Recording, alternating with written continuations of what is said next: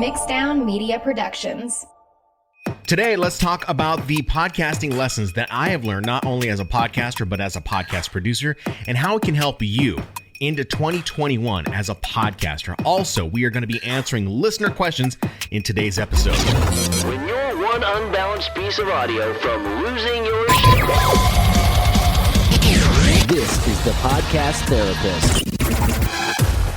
So good to have you back on another episode of the Podcast Therapist. I am your host, the Shan Man, Shannon Hernandez, radio broadcaster, podcaster, and a podcast producer. And believe it or not, this is the very last episode of 2020 for the Podcast Therapist. Of course, next week is going to be 2021, and this is when we're going to try and start kicking things into high gear, especially for this particular podcast.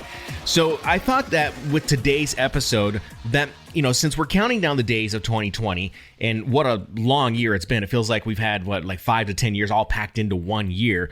I figured we would go ahead and do some lists, actually count down some lists. And I have 9 podcasting lessons that I learned in 2020 and maybe how they can help you with your podcast in 2021.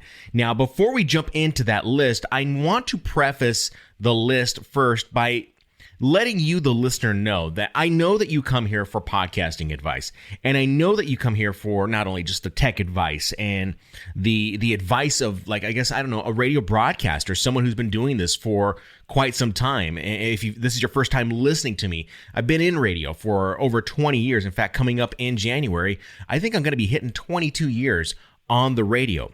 Nevertheless, I know that you come here to get all of that information of what it takes to become not only a great podcast host, a great podcast editor, a researcher, a social media marketer, a promoter, someone who develops maybe even a website. I know that you want to learn all these things, but I want to break down in today's list and give you the full circle of giving you the idea that in order to achieve all of these pieces that I just mentioned, you have to come down and break it down into the foundations of your own life. And if you don't have these foundations set in place or set in motion, then it can wreak havoc. Then it can wreak havoc. Wreak havoc on maybe the consistency of your podcast, maybe how you present in your podcast, how you conduct interviews in your podcast. And these foundations that I'm going to be talking with you about really are basic foundations that I want you to focus on in addition to the elements of you building out podcasts for 2021. All right. So please keep this in mind that I understand where you are coming from.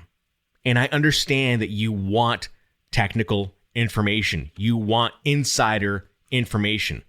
But there is no better insider information than what I'm about to tell you in today's episode in this first section of the podcast. All right.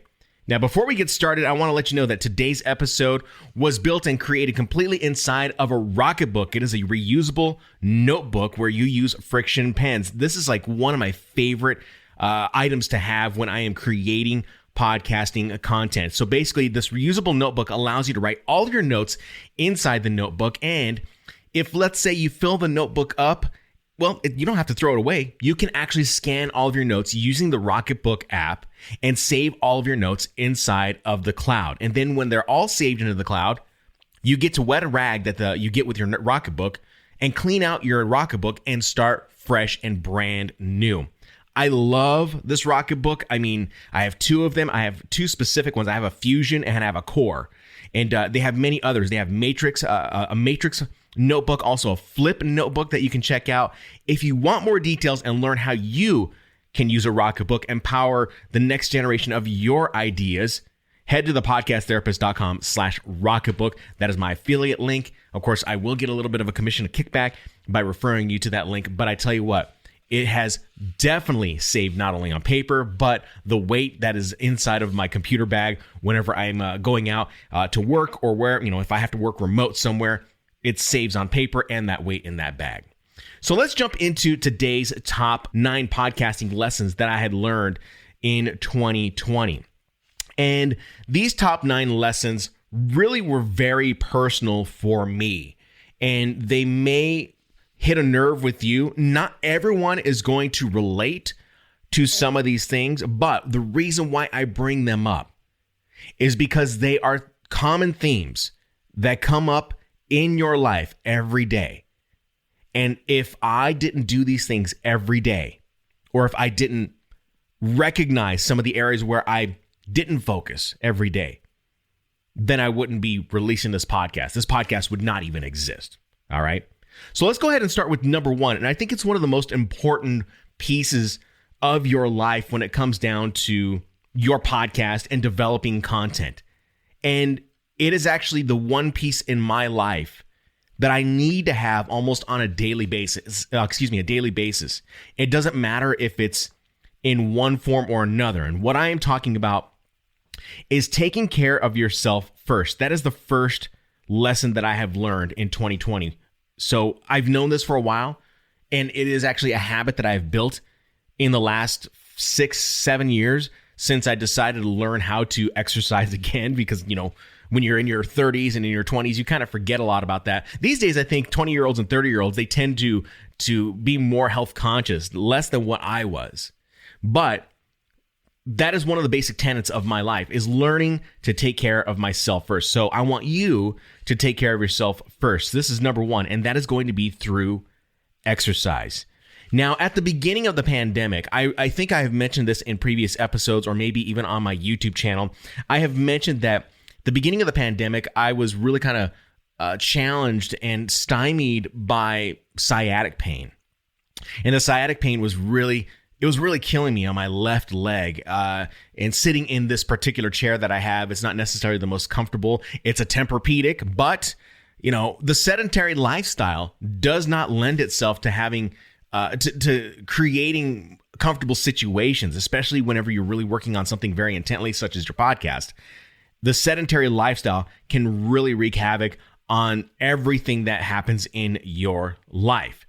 Now, what I had discovered in 2020 was that I was not taking care of myself first, because when the gym shut down, when I was not able to, go to the gym, do some cardio, lift some weights, do whatever I needed to do to keep myself active, I found myself going out for walks. And when I went out for walks, that felt great. Running was kind of a very difficult thing for me to do because it was really terror on my joints. And that proved itself eventually when I sprained my ankle back in March of 2020. And I really was kind of more sedentary than anything.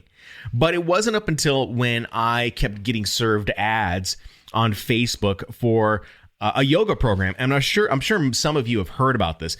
This is the DDP yoga program. It's Diamond Dallas Page. He was the former wrestler, I think WWE, WWF. I'm not a big wrestling fan, so I don't know. But he had this program, this yoga program for people who were trying to do functional things. They were trying to remove the sciatic pain. And so I enrolled in that. And that was the one thing that I guess kind of unlocked a lot of not only the pain in my lower back and in my sciatica, but it allowed to give me a different perspective on how I developed my content for not only my YouTube channel, but for this very podcast. So I think perspective is something that we will talk about here after a little while. So number one, take care of yourself. Number two, I think is very important. You got to find time to eat healthy, eating fresh greens. Don't eat anything that's got preservatives or something that's processed. Look for salads and greens, broccolis, Brussels sprouts, cauliflowers. Those are all high in vitamins. If you do research on this, if you look up inside of Google and type in the health benefits of cauliflower, you can go in and read all the health benefits of cauliflower and see that, you don't necessarily need to be buying vitamins. You could buy supplements that will help supplement you with those vitamins, but you can get a lot of those vitamins from broccoli, Brussels sprouts, cauliflower, fruits and vegetables. This is something that I think is very huge. Now, one of the things that I think that might help you when it comes down to eating healthy is that I believe that eating healthy helps stimulate the mind to help you become more creative and be more analytical at the same time. So when you're feeding and nourishing your brain with the healthy foods, you're able to operate on a higher level. So what I would tell you is that I would consider going out and looking for some books that really focus on the nutrition, brain health, focus on internal health, no matter what. The book that I started on was actually called Practical Paleo by the author Diane Sanfilippo. And she's got a podcast, I believe, called Balanced Eats. If you want to go check that out, I have no problem promoting her podcast. Maybe one of these days we'll get her on the podcast. We'll talk about her podcast and why she started a podcast. But she's big time, big time. But Practical Paleo is that book. I'll go ahead and leave a link for that down in the description of this podcast episode on your phone. So you can go ahead and check that out if you're in a place where you can check that out. Also, another book that you might want to be able to check out is one called Eat for Life. There's another one called End of Diabetes, End of Heart Disease, all by the author and Dr. Joel Fuhrman. This is actually a book that I had been perusing, and I ended up interviewing someone from a band called Nonpoint. His name is Rob Rivera. He's the drummer of the band, and he ended up losing a ton of weight by following the book The End of Diabetes because he ended up being diabetic and lost all this weight and found out how he could learn how to eat and how it helped kind of solve the diabetic problem that he had. In fact, he was no longer diabetic by the time I had talked to him because he was following these programs. So what I recommend that you do is focus on eating healthy. Food is medicine. That is one phrase that my friend Orletha has mentioned. Food is medicine. So you got to remember that what you eat, and if it's good, nothing processed, it can help benefit you than stymie you. So if the need for healthy foods, do this to create higher creativity and analytics. All right. Now, I know that what you're saying is that it might be expensive. It is expensive. It's expensive to go out and get the fruits. It's expensive to get the cauliflowers. I get that. You don't have to do it all at once. Start small. Start buying little by little different fruits and vegetables in order to cook. There's so many recipes where you can just incorporate them into the current meals that you're already eating and slowly, gradually start moving towards a clean eating, healthy lifestyle. That's one thing that I think that is very important because I do notice it whenever it comes down to me developing content for this podcast, my YouTube channel, and even editing the podcast that I do edit. All right. Number 3, when it comes down to you editing your podcast, when you are tired, take a break. So if you've been grinding away on your podcast, and a lot of you out there tend to over edit, a lot of you out there tend to overthink the podcasting process, and that can really fatigue you over time. And there's nothing wrong with that because there's no book that's telling you the right way or the wrong way to do podcasting. But the one thing that I do recommend is that if you're overdoing it and you're coming up against a wall, when you're tired, take a break. I would rather you create quality content than forced and unusable content. Let me say that again. I'd rather you create quality content than forced and unusable content. Okay? So make your content quality and do it on a fresh mind. This is something that I had to learn in 2020, especially in the summer of 2020 here in Phoenix, Arizona, when it is hot and it is almost impossible to think. If I had to take 3 breaks for the day, I would, just because I knew that working under conditions where it was way too difficult to think, I was much better doing it at night, or I was much better doing it whenever it was quiet. I took breaks when I needed to if I was up against a wall. Number 4, take the time to step outside of your comfort zone and learn a brand new skill. I have talked about this in previous episodes of this podcast. In fact, 2 episodes ago as of this podcast? I talked about the value of learning graphic design. But it just doesn't have to be graphic design. For me, this year, I learned a brand new skill. I learned a completely brand new skill in the Adobe Creative Cloud, and that was Adobe Premiere. Now, does it mean I'm a pro at Adobe Premiere? No. But I did make it a point to take a training to learn the basics of Adobe Premiere. I also learned how to use my Sony a6400 camera to create better quality content for people on my YouTube channel. So whatever it may be, I want you to take a step outside of your current comfort zone of just editing a podcast and jump into another area. Maybe it is Adobe Premiere. Maybe it is, Adobe Illustrator. Maybe it's ScreenFlow for Mac. Maybe it's Camtasia for PC.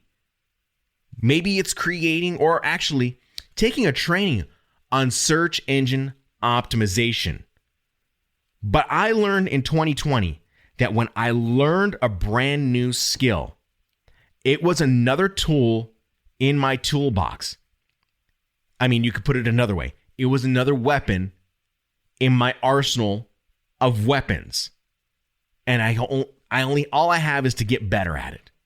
So I want to encourage you to take the time to learn a brand new skill in 2021.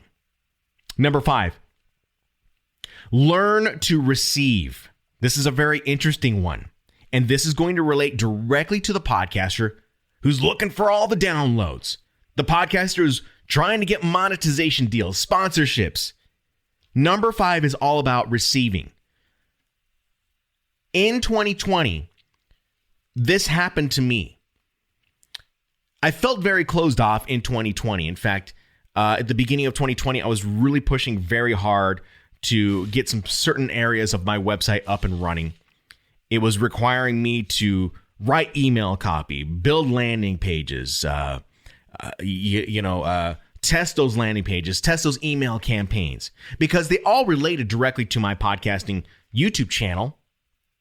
And I wanted to test these things out. But what I felt I was doing is that I was closing myself off from the opportunities of being able to connect with people like you in order to create more value. So what ended up happening, and how did I learn how to receive? And how did it open up doors? Well, this all happened in the middle of 2020, and I had a friend of mine. His name is Mark. Mark is a truck driver and wanted to start a website and training course on teaching people how to become truck drivers, getting their CDL license, and all the steps that it takes to do all this stuff. And at the time, I was not necessarily struggling with money. In fact, I don't think this year I've been struggling for money at all. But I was being very careful about the money that I was spending because pandemic 2020 was really making everything uncertain. Up until Mark reached out to me and said that he had hired someone and he just wanted to make his website a little bit better. He ended up investing in a Kajabi website platform, but he didn't know how to use it. And because he was out on the road so much, he needed someone who knew the back end of those websites in order to launch his website. Well, I mean, I told Mark, and he had known that I was pretty much a madman on the back end of Kajabi, knowing how to operate, build websites, build graphic design, build email campaigns and funnels.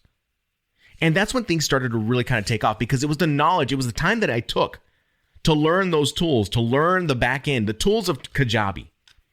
And I started thinking to myself, okay, I can start helping other people. And I kind of let my guard down. And anytime someone had referred me for someone who needed help with a website, I accepted. I said, hey, let's talk it out. Let's see if we are a fit. So I started learning how to receive. Whether those people, I was able to close those people or not, it didn't matter. I was just open to receiving because it allowed me to get a different perspective on where someone's head was at and how I could better serve them. Now let's turn this towards the podcaster. Maybe you are the podcaster who's trying to get the big guest, the big fish on your podcast. Ask yourself, what is it going to take to get that big guest on your podcast? For you, it might be actually interviewing many lesser known guests, helping someone build their podcast. Maybe that's what you're trying to do. Take on things that will help you grow. Like I had said, I would take on these website projects because I wanted to see a perspective. And if those perspectives gave me any light as to how I could better serve someone else, the next person that came along, I knew exactly how to help them. So you as the podcaster, think about gaining perspective, interviewing the little people, putting a spin on it in terms of, okay, I may be interviewing someone who's not as known as a Mark Maron, but you might be practicing your interview skills. You might be practicing an opportunity for you to edit better. You might be able to create a podcast that sounds completely different than your own podcast when you're helping someone else. Gain a perspective from something that comes to you. Someone needs help, allow it. Receive. Learn to receive, but also learn to know when it's okay to say no. But allow yourself to receive these gifts that are going to be given to you in the form of skills. That's what I think is important here, okay? Number 6, in 2020, some lessons that I learned as a podcaster and podcast host. In difficult times of creating content, you sometimes have to push through and exercise that creative muscle. Sometimes it will activate after, say, around 20 minutes. So when I was creating the Podcast Therapist, I had to create all the little elements that you hear in between, all the bumpers, the sweepers, the drops, all of that. And that was probably the most difficult thing for me. What I was up against inside of 2020 when it came to building out the Podcast Therapist was all of those pieces. And when you're developing sound design for your own podcast, you want it to sound perfect. I get it. And I got inside of my head probably a little too much when it came down to branding this particular podcast. I knew all the other steps that you would probably find in the podcast launch checklist that I have on my website. I knew all those by heart. But when it came down to the sound design, I overthought it. And I didn't need to overthink it. And when it came down to that, it was all about a creative process. I could not come up with a creative copy sometimes. In fact, when you hear in this podcast, you hear the segment Unnecessary Explanations. That's actually what the name of this podcast was going to be. It wasn't up until when my friend LD had told me that I was her podcast therapist. That's when I decided to come up with the name The Podcast Therapist. So what I would want you to do is that if you're having a block, a creative block, in those difficult creative blocks, I want you to push through. I want you to exercise that creative muscle, because around after 20 minutes of you pressing and pushing through and trying to get right through that creative block, after 20 minutes, you start to activate some juices. Try to make concerted efforts to focus on 20 minutes of trying to build something, even if you only build a small piece of the puzzle. You're going to activate some creativity, and that's what I ended up learning in 2020. Number 7, we're going to be talking about this in the next episode. It's going to be very important, I think, for every podcaster. It doesn't matter what it is, but I want you to, number 7, invest. I want you to invest in equipment. I want you to invest in services, etc. I want you to invest in anything that is going to make you a better podcaster through and through. Being a better podcaster doesn't mean that it's going to be about presenting, because, well, it is, but it's much more than that. As a radio presenter, and someone who does it every day. Being a radio presenter just doesn't mean that I'm going in and I'm pressing a key for a mic and I'm making the mic hot and I'm just presenting. No, it means that I'm actually versed in knowing how to research. I'm versed in editing, audio editing. I'm versed in PR. I'm versed in marketing. I want you to invest in not only yourself, but in the tools that are going to help you. The way you are probably thinking about this is, well, how can I make this thing or my podcast something that I invest in when it's going to cost me money? Well, just think about it and turn it on its head. If something that is going to help you make money is worth money and is worth value, invest in it. It can only make you better. Invest. We're going to talk a lot about this, like I said, in next episode when we interview Carmen Reed. You're going to really like the conversation we had with her, okay? Number 8, find time to reconnect or just connect with others. In 2020, I found it very difficult to connect with people because I typically did this at concerts. I typically did this, at the radio station, networking meetings, whatever it may have been. And it made it a little more difficult. So in 2021, even though we are still trying to figure out vaccines and we're trying to figure out how to get back to normal life, we're still going to have to do these connection dates on Zoom or whatever platform that we're using. So I want you to find time in 2021 to connect with someone else to change your perspective outside the content that you're creating in your own little bubble. We tend to get, as podcasters, we tend to get involved in our own little bubble that we forget about what the outside world is trying to tell us. So that's why I want you to reconnect, meet with someone, jump on LinkedIn, and start connecting with others who might help benefit you in some way. Maybe they might be a guest. Maybe you could be a guest on their podcast. Maybe they can do a guest post on your website. How can you connect with someone that you relate with on an equal level plane? Start doing those Zoom meetings, but make sure you make that effort to reconnect or connect with people to build a whole brand new perspective. And the last one, number 9. Lessons I learned in 2020, I stayed in my own lane. And me staying in my own lane this year was actually something that happened in the latter part of the year. I just decided that I needed to stay in my own lane. I did not need to focus on what my competitors were doing. And when I say focus, I'm talking about obsessing over what my competitors were doing. I stayed in my own lane and I started to focus on what I was doing to create better content on the radio, on YouTube, and now this podcast. You're going to have likely within your podcasting niche, hundreds, if not hundreds, of other podcasts that are going to be talking about the exact same thing that you are going to be talking about. I do not want you to obsess over those people.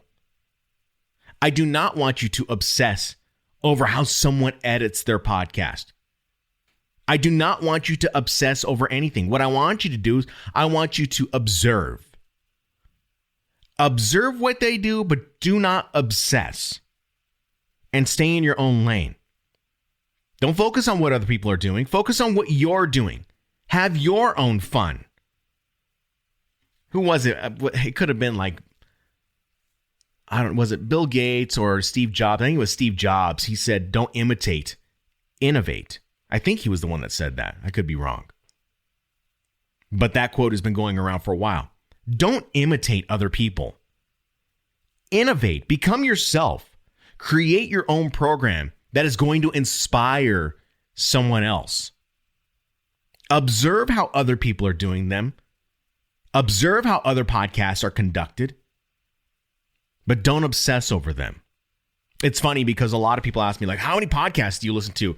And for me, podcasting and listening to podcasts, it's not as I don't obsess over it like some people do. There's some people who subscribe to 10, 20 podcasts and they have a listening schedule.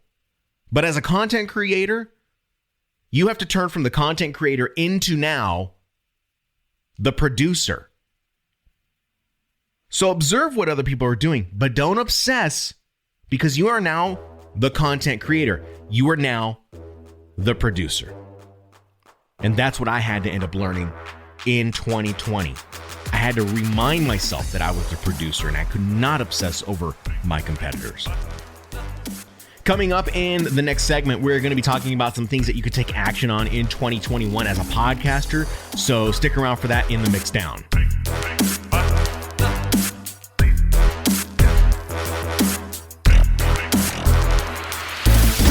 The Podcast Therapist.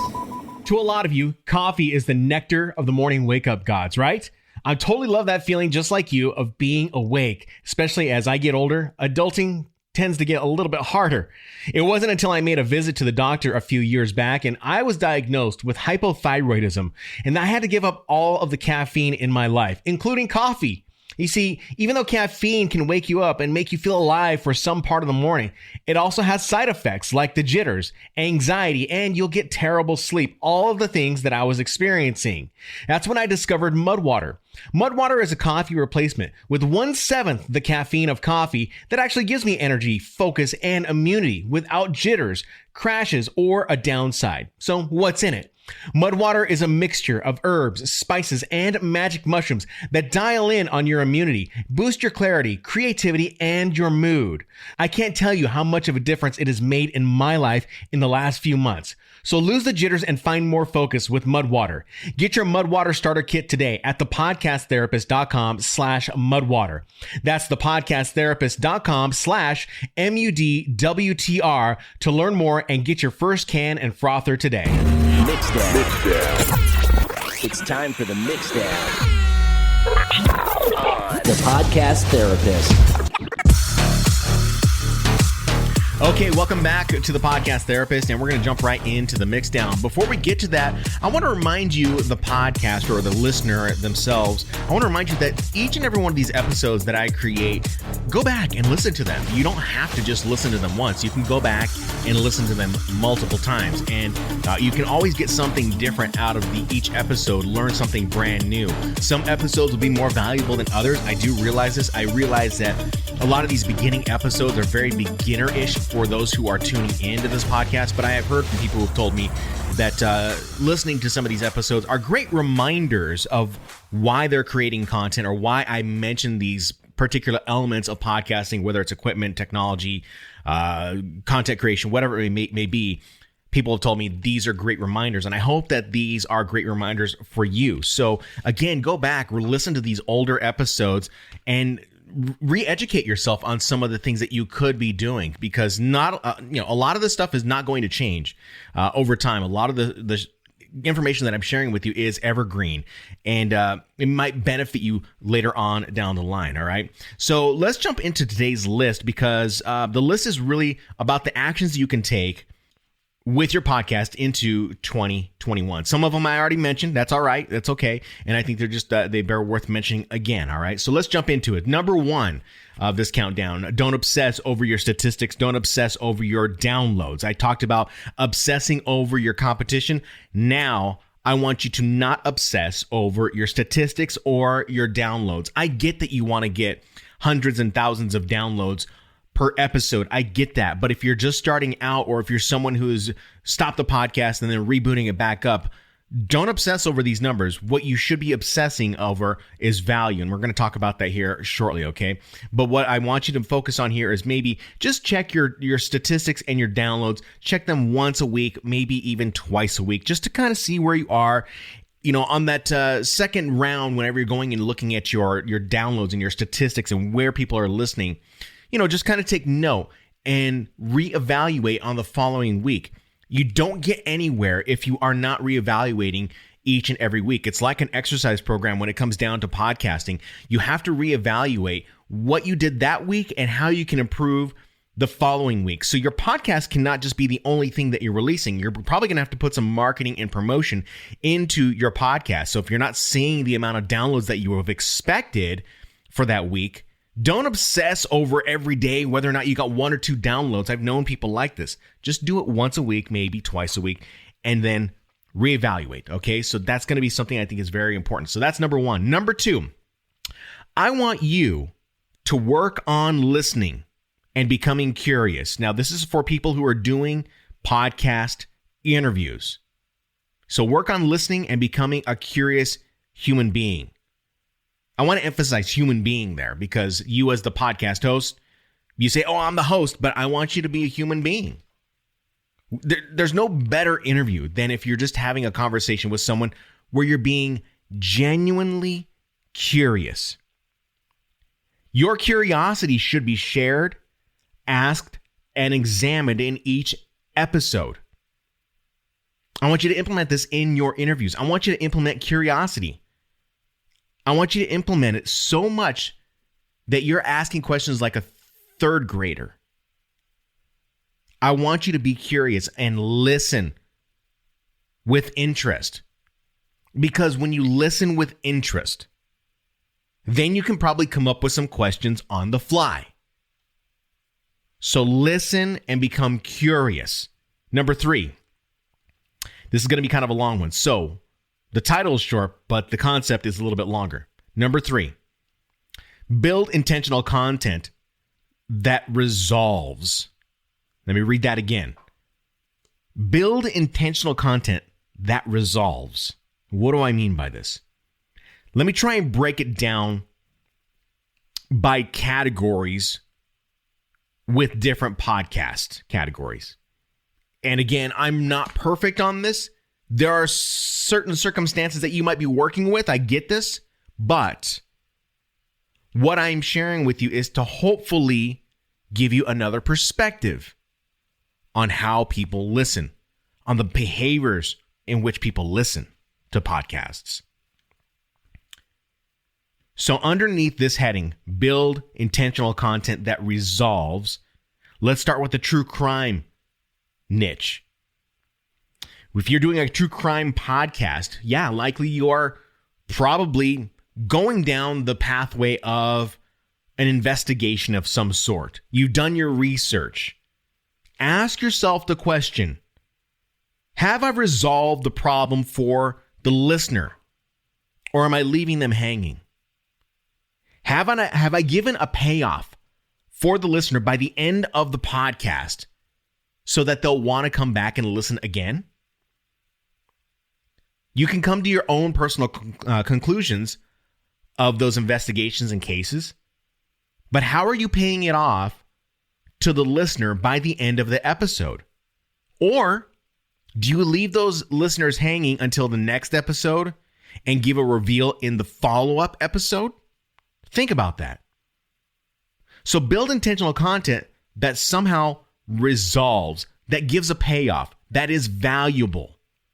When you build content that resolves something, people will want to come back and listen to more. Let's take the comedy niche now. Comedians are very unique individuals because they can at times be self-deprecating at times. They can, use their own they can self-examine themselves really well, but at the end of the day, whenever they're examining themselves and making light to, their habits or their behaviors, how can a comedian resolve and connect with a listener? Do they get personal while being funny at the same time? How do they do that? How do they relate to other people's challenges? Think of any comedian that you have ever seen or listened to. The one comedian that I like to follow is Sebastian Maniscalco. And he tends to take these everyday scenarios and make them relatable to where people can really connect with him on going to the grocery store or going out on dates with his girlfriend or wife. Now it's his wife. How is he connecting? How is he finding the resolution? He finds these different little resolutions in each and every single bit that he creates. So how can you do that with your audience? Let's go into the next niche. How about the business niche? For people who are business owners, for people who are doing a business podcast, starting out for the very first time, you probably already know this one, but it's great to remind you. When you go in and you build intentional content that resolves, I want you to solve someone's professional challenge with your own solution. Just because I'm a podcast trainer, I'm a podcast host, I'm a radio broadcaster, doesn't mean that my method is the tried and true method. It doesn't mean that this is the method that everyone's using. It's one of the methods that many other podcasters are using around the world. I just happen to find my method of creating podcasts far easier than how other people do them. I just find my own method of podcasting more relaxed and not as stuffy than other people's. At least I think it is, right? So as a business owner, I want you to solve someone's professional challenge with your own solution. When you share your own solution, that's when you build trust. That's when you build relatability with your audience. And that's how you get people to come into your, for those business people, you come into your funnel. So solve someone's problem with your own solution, because there might be 5 other experts that are doing it, but they might be doing it much longer. Maybe they're not doing it as efficient as you. Do it with your own solution. Let's talk about people who are in the lifestyle and, let's say, cooking niche. What can you do in your podcast that will create intention that will solve a problem? You've seen this a million times if you've ever gone to look for a recipe. You look for a recipe, and typically on that blog, the person who creates that recipe, they give a little backstory of why they created that recipe. So when you're building intentional content that resolves, share recipes in your podcast. Recipes that enhance your entertaining factor on the weekends. Share recipes that enhance your nutrition. Share recipes that make your kids happy. Share recipes that pair well with different foods or drinks. Share those recipes and relate them back to the person and their situation. You're building intentional content that resolves or solves something. Let's talk about travel. Share experiences of places where you've traveled. Maybe you provide lists, the top 10 places to eat in Sedona, Arizona. Give a review of a restaurant in Chicago, Illinois. These are things that you could do to build intentional content that will resolve someone's problem. Because when we are consuming content on the internet, that's all we're doing. We are consuming content when we're searching for something. You want to build something that will pay off in the end. Pay off with imagination. Pay off with reviews. You want to send your listener into an imaginary land of seeing themselves take action on something that you are recommending. You've been through that process. You've been down that road, and you know the best steps to take for them. Build content that is intentional and content that resolves. Every niche that I have mentioned here is all umbrellaed under the concept of value. Give your listener value.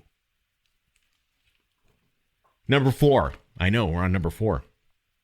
Build relationships on social media through your podcast. Grow your following. This is going to be very important. This is an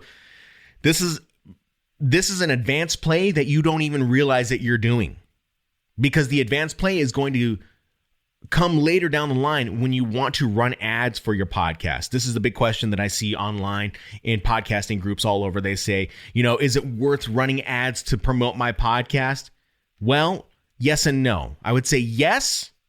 Actually, let's start with no. I would say no if you don't have a plan. Yes, if you have built a strategic plan. So number 4, build relationships on social media through your podcast.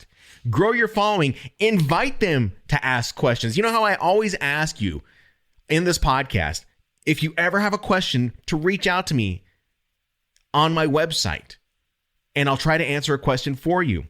Follow me on the social media platforms. Reach out to me on those platforms as well. Build your relationships on social media. Communicate with people. Just don't make it a one-way piece of communication. Communicate back. Follow some of those people if you want to.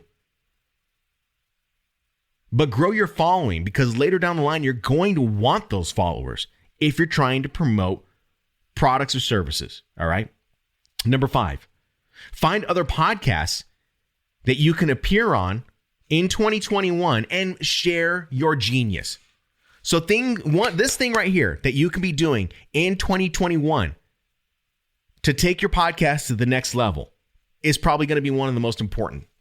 I want you to find other podcasters that you can appear on where you can share your genius. Now, your genius might be in the niche in which you are best known for. Maybe it's in comedy. Maybe it's in music. Maybe it's in lifestyle cooking. Maybe it's in lifestyle fashion. But find other podcasts to get on. You know, I do podcasts every now and again that are away from this particular niche that I'm in talking about.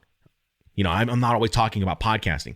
I'll go on a music podcast and I will talk about 80s music, or I'll talk about music between the 2000s and now in the rock niche.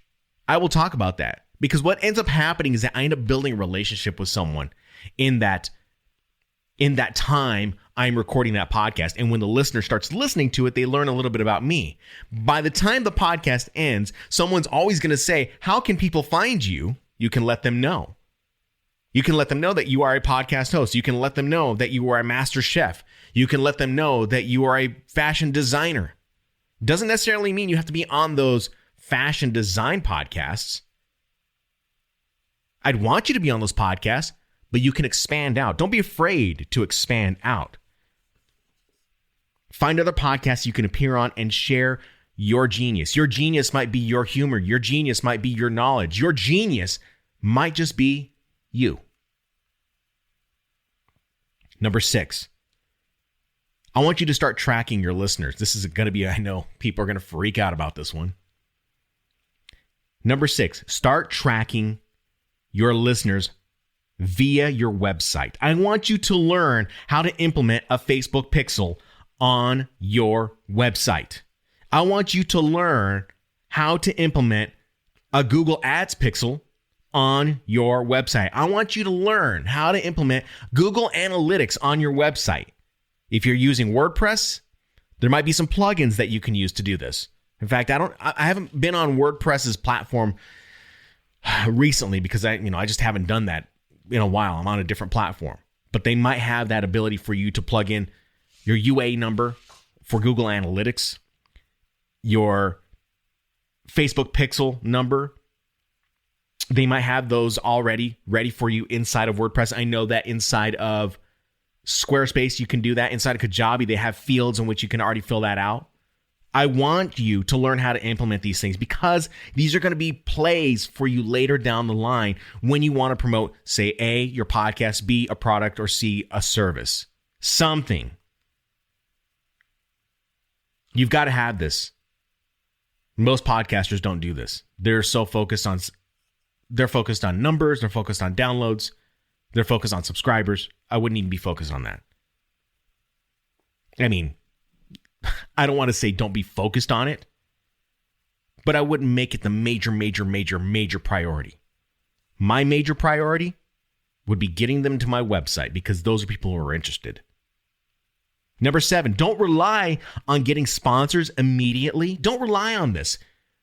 I think a lot of podcasters burn out over a course of time because they think that they have to have a sponsor immediately whenever they get into a podcast and they start one. What I want you to rely on is building great content. That's it. Instead of hunting out for a sponsor, someone to sponsor 4 episodes of your podcast, which you don't know that you're going to be getting over 100 downloads or 1,000 downloads. You don't know how many downloads you're going to get on that episode. Instead of worrying about that, what I would want you to worry about is start developing other streams of income. Start developing streams of affiliate income. The easiest way to do this affiliate income thing would be to look at Amazon's affiliate program. I am not talking about the Amazon influencer program. I would warn you against that unless there's an Amazon influencer out there that has been doing this a lot longer. But I remember from the last time that I did the influencer program with Amazon, where you promote products that people can purchase on Amazon. And when someone purchases those products that you recommend, you get the kickback, you get the commission. As far as the influencer program was concerned, you had to constantly be promoting. You had to be constantly pushing people to those web platforms. Instead, I want you to focus on the Amazon Associates affiliate program. I'm going to leave a link for that in the description of this podcast on your podcast player, whether you're an Apple Podcast or Spotify. I will leave a link directly to where you can enroll in that. and start looking up items that you use in your daily that you could recommend to your own audience. Now, I'm not going to lie, you're not going to get a whole bunch of money, but it's best to have that piece of information available for people to click on, and you might get a couple bucks from someone buying an Instapot. You might get a couple bucks for someone buying a microphone. You might get a couple bucks for someone buying a mug. I would much rather be making a little bit of money than none. So take that time to hunt out affiliate opportunities on Amazon. That's the easiest way. Don't rely on getting these sponsorships right away. Build value in your episodes so that later on you can start getting those sponsorships. Number 8, become a more efficient editor in 2021. Now, this comes with a couple different parts. When I say become a more efficient editor in 2021, what I am also talking about is becoming a better presenter. And in order to become a better presenter on your podcast means you have to practice and build that repetition muscle of creating content. So to become an efficient editor, you have to become equally an efficient presenter. Prepare yourself for each episode. Doesn't mean you have to write down every word that you're going to say in your podcast. No, you're just writing bullet points. Everything that I'm talking about with you in this podcast right now is written in my notebook, on my Rocketbook, in bullet points. That's it. Become a more efficient editor in 2021 by becoming a better presenter.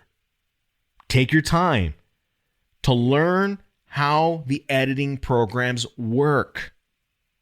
Educate yourself on the editing program. I'm going to keep saying this till you're done with me, till you have to fast forward to these episodes.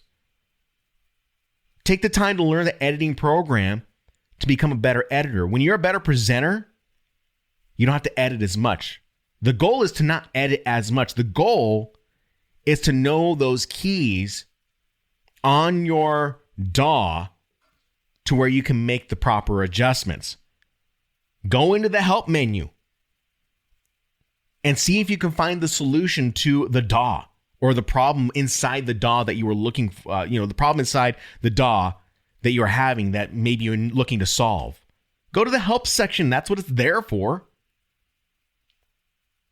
Number 9, I want you to be consistent, persistent, and relentless.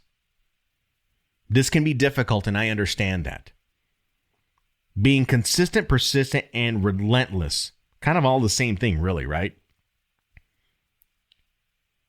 It can be difficult. I know that a lot of you out there have jobs, normal jobs.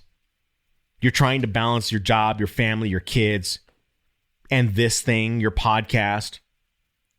But what's going to make or break your podcast is the consistency, your persistence, and the never-ending relentlessness that you will have to make sure that you see this thing through.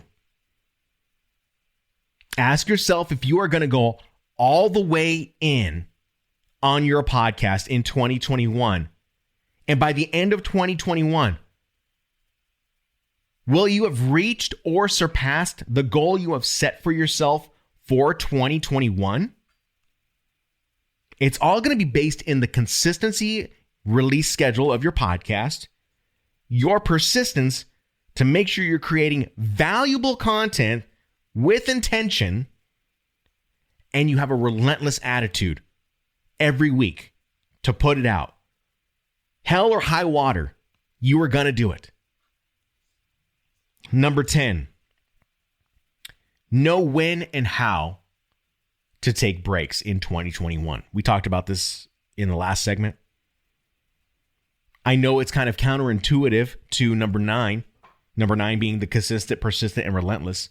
But if you tip off your audience and let them know, hey, look, I got to take a break, take your break.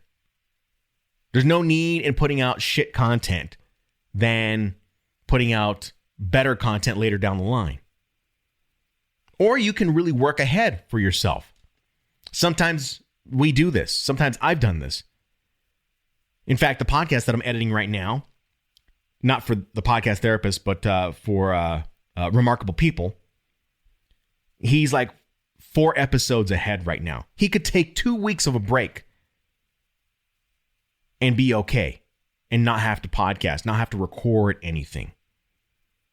So know when and how to take breaks.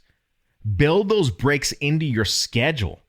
If you're trying to be consistent, persistent, and relentless, then what you're going to have to do if you want to take your trip to California to Disneyland, make sure that you're recording ahead of time, recording episodes ahead of time, and scheduling them out ahead of time.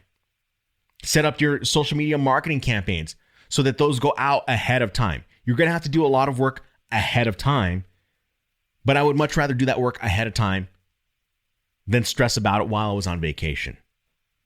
So know when and how to take your breaks if you need them. Sometimes it might not be going to Disneyland. It may be more just about you sitting down, grabbing the remote, flipping on the TV, and chilling the F out. That's all it might be. And you're allowed to do that. No one is telling you that you can or you can't. The rules of the internet say that consistency, persistence, and relentless is good so that you can get your name out there. But as we talked about in the last segment, I want you to also focus on your health, your sanity. Take time out for yourself. Allow yourself the break. And don't be so hard on yourself. When you do that, you deflate everything that you have worked for. Be good to yourself and know when and how to take breaks. Give yourself a little bit of leeway. Let's answer some questions coming up next in Unnecessary Explanations.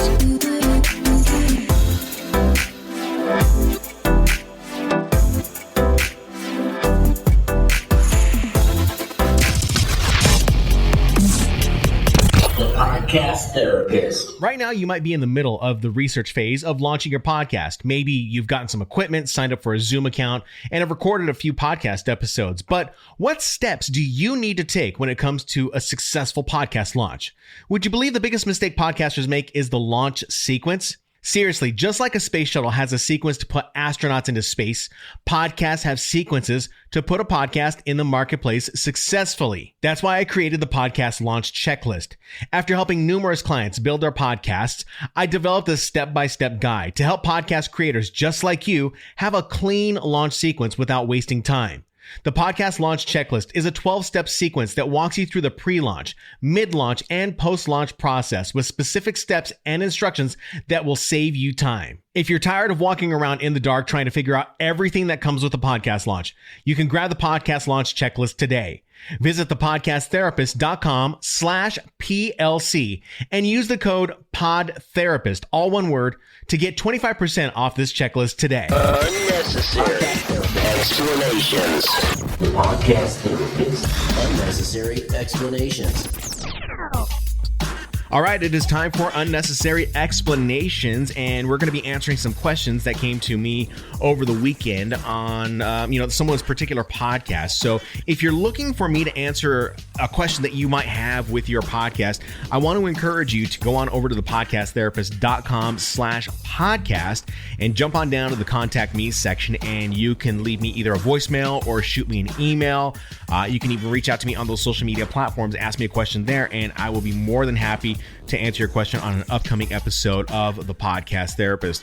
This last week I had, or over the weekend, actually, it was over the Christmas weekend, I had a consultation with someone, and we sat for about an hour talking about their particular podcast. Now, I get a little more into the weeds and in depth with those people, but I will do what I can with your question on these segments in which I answer your question over, that you've sent over email. Obviously, it's a little bit different whenever you're sending sending something over email as opposed to doing a consultation with me. So if I can get to your question, I will definitely try to answer that. And of course, if you are recording podcasts via video, I want to encourage you to also check out StreamYard.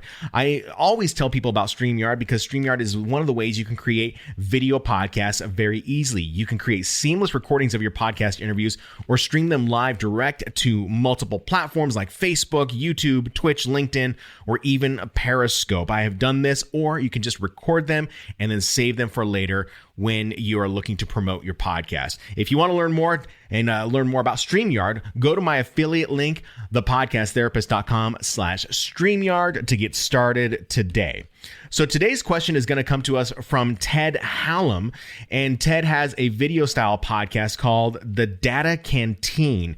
And as he has said in his particular email, he says, this is focused on supporting prior and current U.S. military service members who are into or who want to get into data science or machine learning. So he has told me that all of the guides that I provided for him, the Essential Podcast Equipment Guide, the Podcast Launch Checklist, they all have answered those basic questions that he needs. So that's great.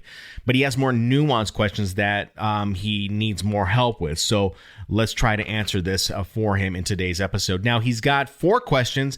I'm only going to answer, I believe, 3 of them because one of the questions I do need to reach out to him and clarify with him. So, Ted, I will be getting back to you as soon as I can. All right. So let's go ahead and answer one of 3 questions here. So start for the first one here is he asks the question, I anticipate that efficiently scheduling guests will be a challenge. Is there a particular online service that you favor for scheduling guests? In my case, the ideal scheduling service would integrate with Google Calendar and capable of scheduling guests around my existing obligations. So this is a very simple answer for you. The scheduling software that I use is called Calendly. You would just need to go into Google and type in CALEND.ly. I'll leave a link also in the description of this podcast episode on your podcasting app, so you can check it out there. But that is going to be the one that I would recommend for you. The reason why I like Calendly is that it allows you to integrate your current Google Calendar with Calendly, and so you can set your own schedule, and if you happen to have some obligations that you have scheduled throughout the week, Calendly will recognize that, and it will not make those times available on your Calendly schedule. So that's one of the things that I love to do. Now, there's other softwares out there that you can use. Schedule Once is another one that I've used in the past, but it seems a little more robust. I mean, even though it is more robust, it can do a lot. But Calendly was very simple for me. I was just looking for a very simple scheduling software for guests, for networking calls, for consultations, whatever it may have been. So Calendly was very easy, and of course Calendly integrated great with Stripe. So if I was doing consultations, if I do consultations, I can take and collect payment almost immediately. Well, actually, I can collect payment immediately and have that meeting scheduled out immediately on my calendar, and it will not conflict with anything on my Google Calendar. So that is the platform that I use, Calendly. That's what I would recommend. There's many others. Like I said, Schedule Once is another one. I think Acuity is out there as well.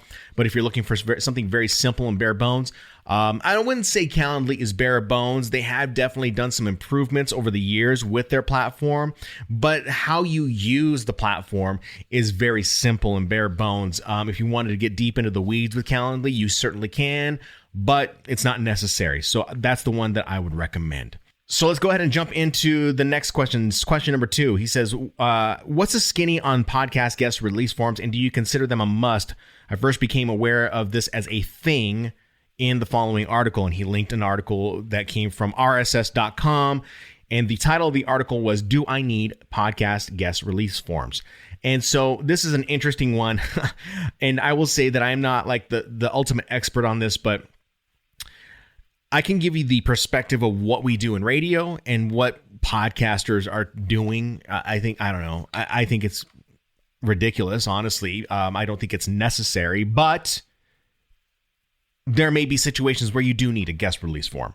I'm not saying that my answer is right, but I have very specific reasons why I don't have guest release forms and I don't fret over them.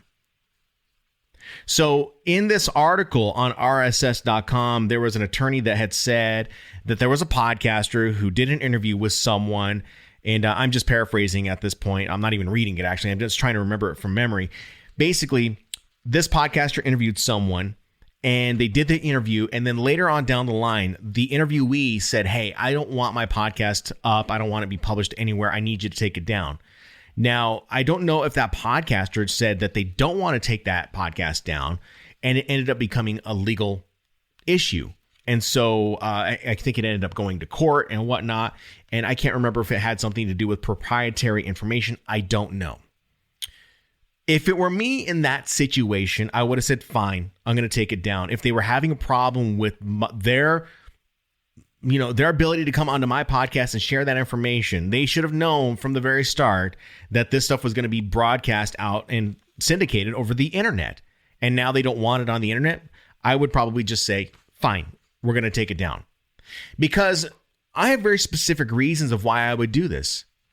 I'm hoping that the content that I would be creating that is subsequent to that particular episode would be equally as valuable, if not more valuable, than just that one episode with that one particular guest. Now, this is why I don't ask for guest release forms. What I am asking whenever I have someone come onto my particular podcast is that we have a mutual understanding that when I bring them on my podcast, that I'm trying to promote them.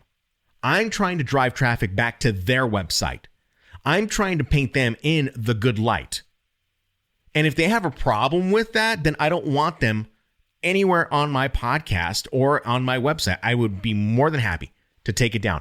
Even if I had 100,000 hits on that page, I would still take it down because I don't want that.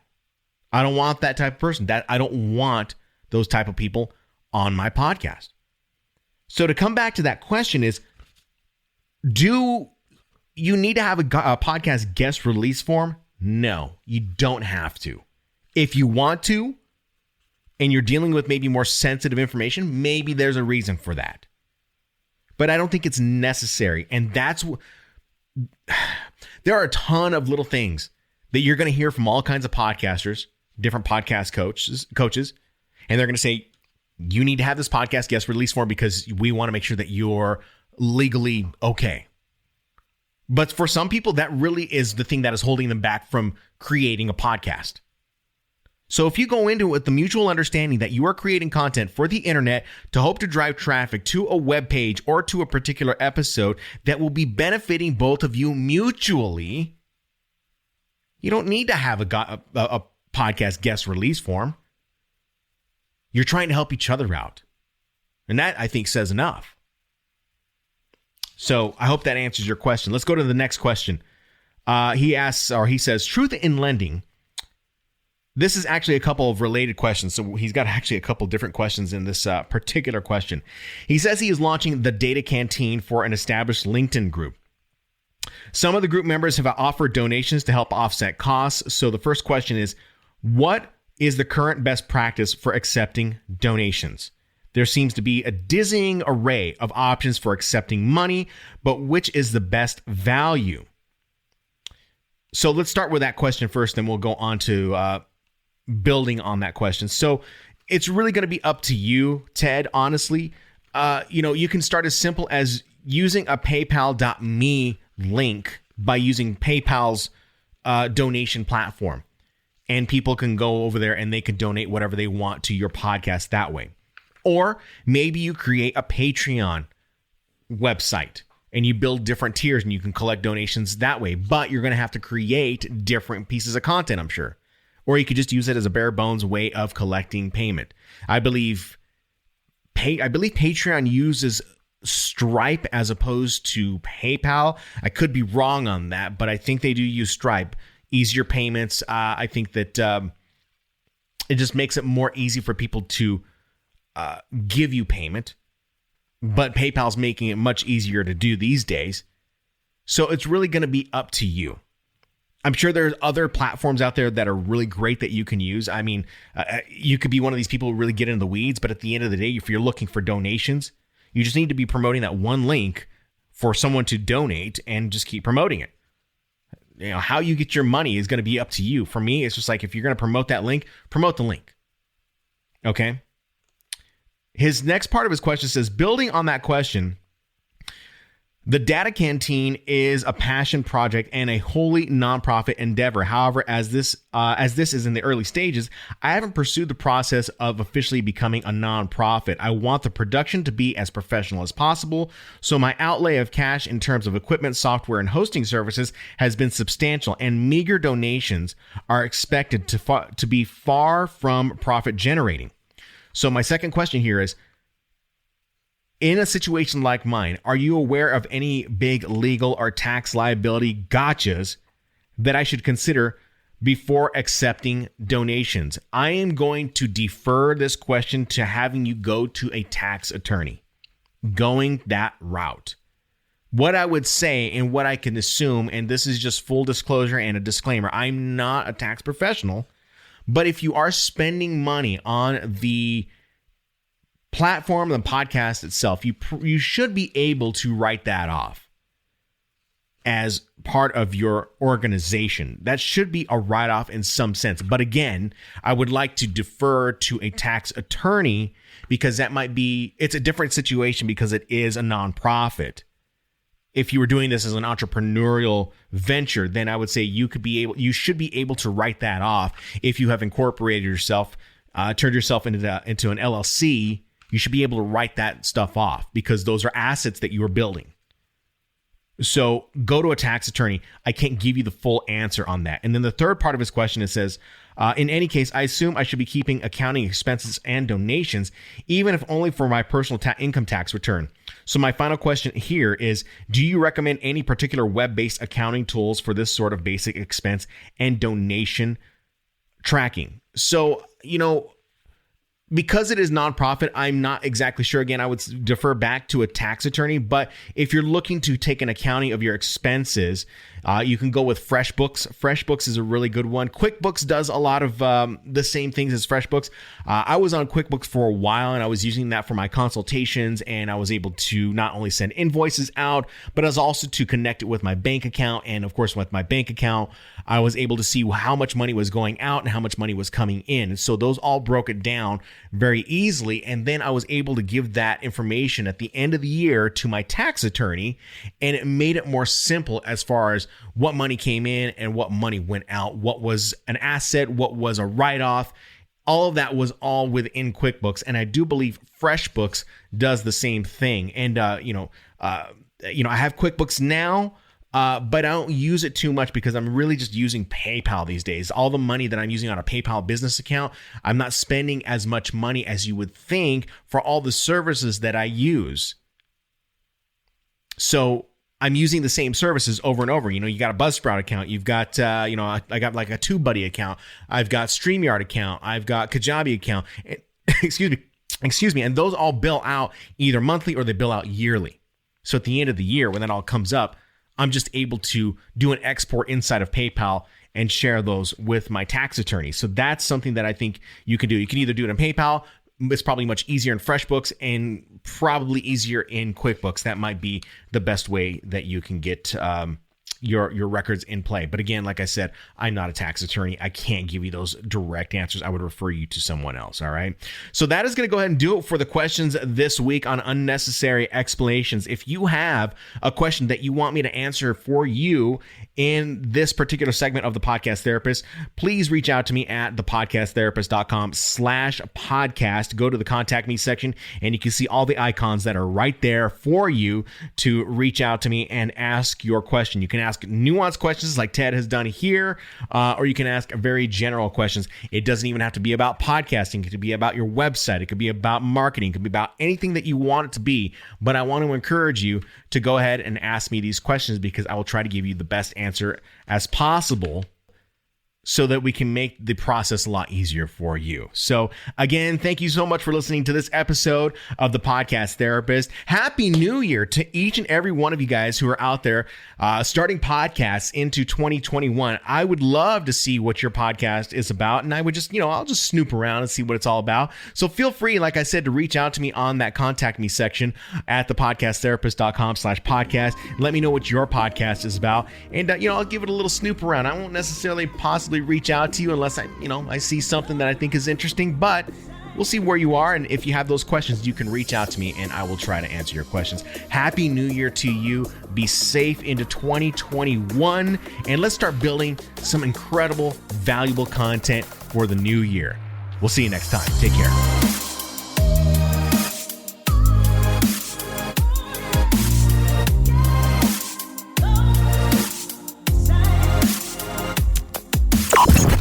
The Podcast Therapist. Mixdown Media Productions.